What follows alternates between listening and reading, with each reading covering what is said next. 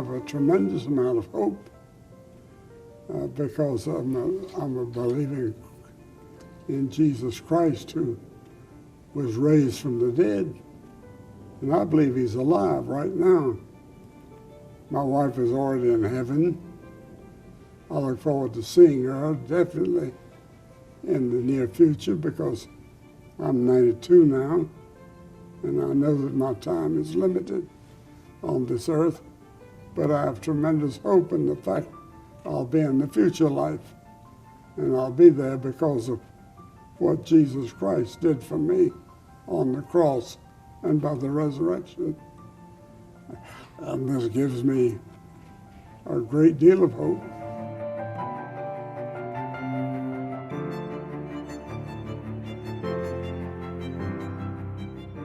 I would study more, I would pray more, travel less,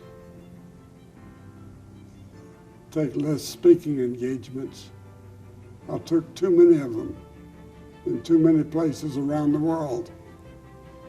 If I had to do over again, I'd spend more time in meditation and prayer and just telling the Lord how much I love him and adore him.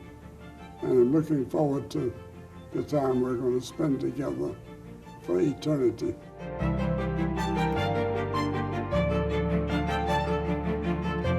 I guess I was about 18 or 19. I was in Florida as a student in a small Bible school near Tampa. And it used to be a country club where we had the school, and I used to walk the streets in this area that had completely disintegrated because of the Depression of that time.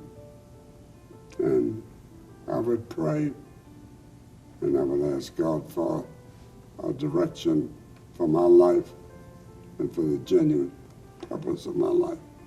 What am I here for?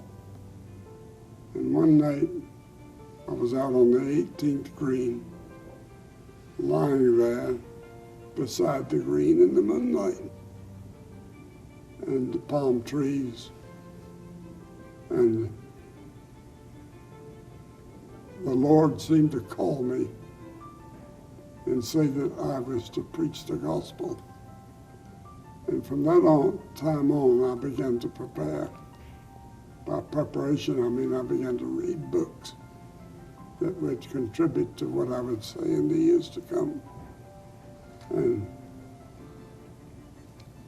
then I began to realize that my job was trying to win other people to Christ, which I did privately and publicly, which became eventually my sermons that we call evangelism.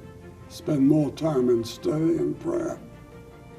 That's the secret of successful evangelism.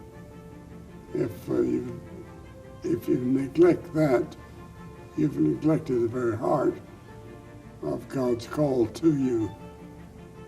Now, there are wonderful schools to go to. We have wonderful Bible schools, Bible colleges, liberal arts colleges that are dedicated to Christianity and to the spread of Christianity. I went to one called Wheaton near Chicago, and that's where I met my wife. And it was a tremendous experience to be at that small Christian college with high academics. In fact, the academics today would rival that of the schools in the Northeast. And I've been very thankful to the Lord that he sent me to that school.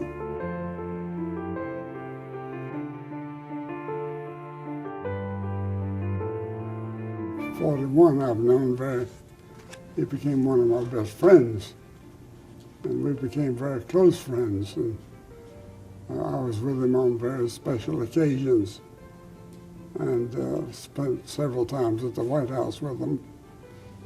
He and Barbara became very close friends to Ruth and me. And I remember George Sr. asked me if I would conduct a Bible study in their home there on several occasions. On this occasion, I remember a young fellow back there that stood up and asked some questions. Happened to be George W. Bush. And we became friends, and we had talks together, and we walked together, and we played tennis together and golfed together.